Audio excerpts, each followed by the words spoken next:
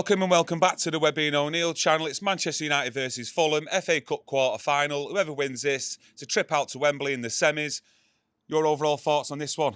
Well, like you say, it's a trip back to Wembley, but I think Manchester United can win this. It's a great opportunity for United playing Fulham at home, quarter-final of the FA Cup.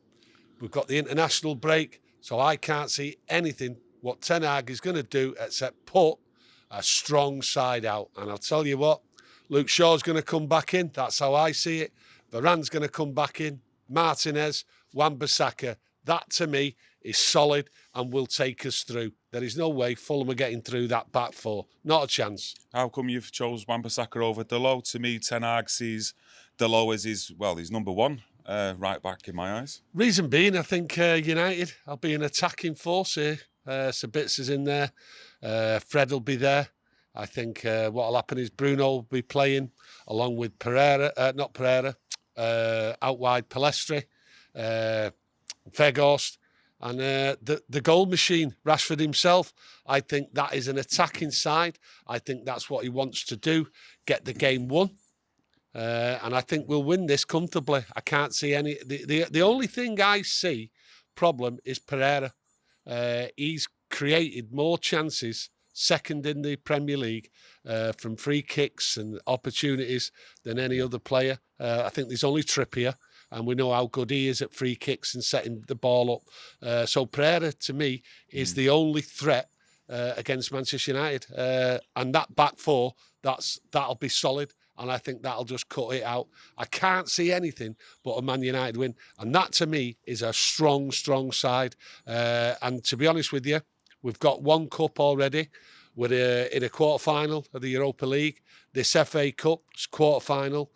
Get to Wembley again, and then get to the final and get another trophy in the bag. I can't see anything else. You know, I just can't. It's Fulham at home, quarter-final of the FA Cup, full crowd, right behind him. It's Wembley again. Yeah. Could he go even more attacking, though, in the midfield, where he could probably drop Bruno a little bit deeper into what you might call that number 6 role, so 2 in midfield, and maybe put Jadon Sancho into Bruno's role, that number 10 role? No, I can't. No, Bruno's in the side. He brought him off the other night, gave him a little bit of a rest. He'll be raring to go. No, I don't think Sancho really should be coming into this team at the moment. I've not seen anything from him to provide an attacking force. When you look at Pellistri, he's come in, he's had a cameo, played a full game the other night. The man is just an attacking machine. Yeah. He wants the ball. He wants to get round players. Doesn't seem as though Sancho is capable of that at the moment. Let's hope he sorts it out. But at the moment, I can't see Sancho being in this team and Bruno changing and coming back. I think Bruno will be in that middle and he'll dictate the play. Yeah, I know, because we did see, was it against Southampton, and it seemed a little bit the same as well against Real Betis, where he was alongside Casemiro, and him and Fred would like interchange into that number 10 role and number 6 role, whether we're attacking or defending. And I'm just thinking, you know, with Casemiro being out for this one, you know, it would be an attacking lineup, don't get me wrong, but Bruno dropping alongside, let's say, Sabitzer or Fred, and having Jadon Sancho in that number 10 role with Pellistri and Rashford on either side. I think it's an attacking lineup, but it's one that I'd enjoy wanting to watch, if you know what I mean. I think what you have to see from this is Sabitzer will sit back, and what you have with Fred is the unknown. 1 minute is at the back, 1 minute is at the left full back, minute is on the right. Next thing you know, Fred's up there in the box. You can't really sort of say where Fred's going to play. Yeah. You can give him instructions as much as you want with Fred, and he just seems to like wander about himself and go where he seems to want to play with a big smile on his face. Yeah. Drives me insane. But that's Fred. Yeah. You'll get good moments from Fred, and then you'll get moments. It's like a mixed bag. It's a mixed bag with Fred. So Fred really is the unknown of where he's going to turn up. And I think that side, what I picked, that's the attacking side. And I don't see any other way we should play but attack, get the game won, and then hopefully bring a few players on. Let Ten Hag manage the game, but manage the game in the right way. Yeah. Go for the win early on. settle the nerves. Yeah, no, I totally agree. Picking a strong back four for this game at Old Trafford, it shouldn't be taken lightly. But especially with Varane, he's going to have no international football, so he'll have that break, so he Yes. can come in and start. But I just feel the same with Sancho, because he'll have that break as well on the international break. He's obviously not been called up for England. And I just think this is a perfect opportunity at Old Trafford, a big game for Sancho to start and start proving the doubters wrong as well, and actually do something in the game, create goals or even get a goal himself. Well, I don't think it's actually proving the doubters wrong. Yous out there, us here. I sometimes go on about Sancho. Is he good enough? No, I don't think he's good enough. He's not showing it. And the thing is, it's not about us, the doubters. It's about Ten Hag. Ten Hag, to me, doesn't want to play him for 90 minutes because he doesn't trust him. He doesn't feel as though he's got him there. He's given him all the breaks, all the chances and everything. And I think he just gives him 15, 20 minutes. That's how I see it. And I'll be very shocked if Ten Hag plays Sancho tomorrow, because he doesn't do it for me. He doesn't do it on the attacking sense. He doesn't do it in the tackling, the running back. That's the problem. You'll have Bruno in there. He'll be doing it. He'll be doing all the running around and the attacking. But for me, not a chance, Sancho, because Ten Hag will not play him. Yeah, no, I understand what you're saying, and he's been given more than enough breaks by Ten Hag. And I just see, since Sancho's come back, I'm still not sure if Ten Hag knows his best position, with him flirting him from the left-hand side and also playing him the majority of the time recently as well in the middle. And I just look at it with the Southampton game. Did he do enough in that game at Old Trafford to then warrant a start against Fulham? I'm not too sure, but I just think at some point he does need to start showing the faith back into Ten Hag in the way you give him that layoff and his man management with Sancho. And this is a perfect opportunity for Jadon Sancho to go and make a statement and, grab that game by the scruff of the neck and, be that player we want him to be. Ten Hag would have made the statement, how I see it, right, after the Southampton game, by starting him against Real Betis. At the end of the day, that Real Betis game, right, was already won. The score was 4-1 going into it. Perfect chance for Sancho to get a start, play 90 minutes and show Ten Hag. Yeah. Ten Hag, in my opinion, does not trust Jadon Sancho to start a game and take us onto a winning spree. If he doesn't start him against Real Betis, I believe there is no chance Sancho will start against Fulham. Not a chance. He will play the strongest side, and he doesn't see Sancho being in the strongest side. Sabitzer, to me, is the holding player. That's the way it is.